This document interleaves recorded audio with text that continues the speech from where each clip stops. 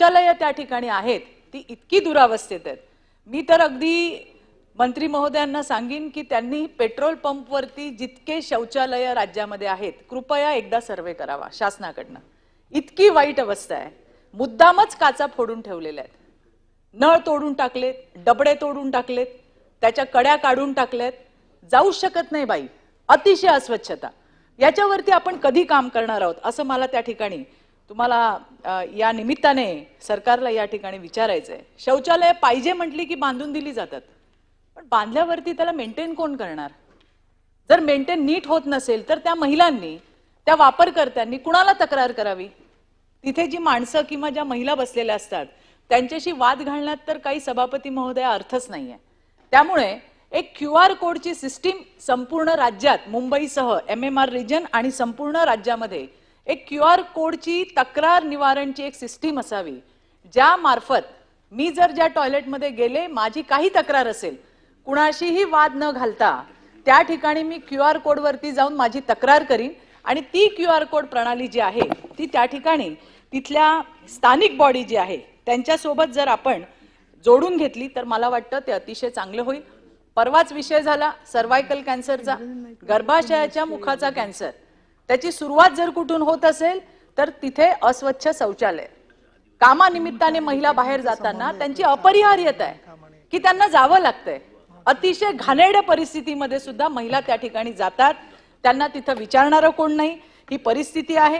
ज्या फूड मार्केट्समध्ये, ज्या दुकानांमध्ये, ज्या हॉटेल्समध्ये बाहेरून बघितलं तर इतके चकाचक असतात, पण जर तुम्ही ते मागच्या बाजूला कुठेतरी कोपऱ्या कापऱ्यामध्ये टॉयलेट असतात आणि ते इतके घाणेरड्या पद्धतीत असतात, त्याच्यावर काही कारवाई होणार की नाही? त्याला कोणी काही विचारणार की नाही? तर माझी अशी कळकळून विनंती आहे, अपरिहार्यता आहे ती घाणेरडे टॉयलेट यूज करणं महिलांचं।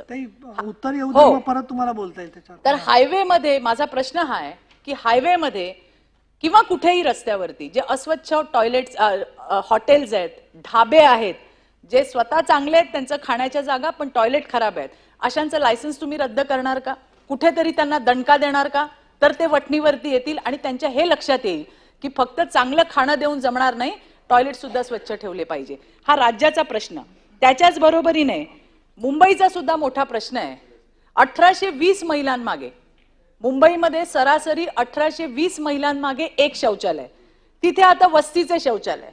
2023 मध्ये त्या ठिकाणी अश्विनी भिडेताई, आशिष शर्माजी, इक्बाल चहलजी यांच्यासोबत सततच्या बैठका झाल्या आणि त्यावेळेला वस्तीमध्ये असणारे पे अँड यूजचे जे टॉयलेट्स आहेत ते स्थानिक मंडळांना चालवायला दिले जातात, परंतु त्यांच्या मेंटेनन्सचा खर्च खूप असतो, त्यामुळे तो खर्च कमी करण्यासाठी प्रयत्न करायला हवे। हे वस्ती शौचालय जे आहेत त्याला लाईट आणि पाणी सुनीलजी कमर्शियल रेटने देतात आणि ते त्यांना परवडत नाही। एकतर ते वस्ती शौचालयाचे लाईट बिल, पाणी बिल BMC ने भरावे किंवा त्यांच्या रेटमध्ये सवलत द्यावी, अशी सुद्धा त्या ठिकाणी एक मागणी आहे। वस्ती टॉयलेटच्या आजूबाजूला गृहराज्यमंत्री एक एक करून प्रश्न घ्या ना, कारण आता 5-6 प्रश्न झाले, त्याचं उत्तर येऊ दे। वस्ती टॉयलेटच्या हे एक दोनच प्रश्न आहेत सभापती महोदया। वस्ती टॉयलेटच्या आजूबाजूला गर्दुल्ले आहेत जे तिथे फिरत असतात, त्याच्यामुळे जाण्यासाठी भीती वाटते। पोलिसांची गस्त तिथे आपल्याला वाढवता येईल का?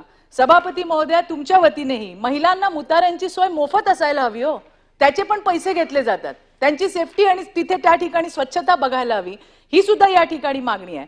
आणि शौचालय संबंधित समस्या आणि शौचालय चालवणाऱ्या वस्ती पातळीवरील स्थानिक संस्था म्हणजे CBOची जी कॅपॅसिटी बिल्डिंग संदर्भात जे मूल्यमापन करण्यासाठी वॉर्ड लेवलला हा मुंबई BMCचा प्रश्न आहे, CDO कम्युनिटी डेव्हलपमेंट ऑफिसर रुजू करणं अतिशय गरजेचं आहे। शेवटचाच प्रश्न माझा हा आहे की या मुताऱ्यांना, या स्वच्छता गृहांना आपल्याला फिरतं स्क्वॉड करता येईल का?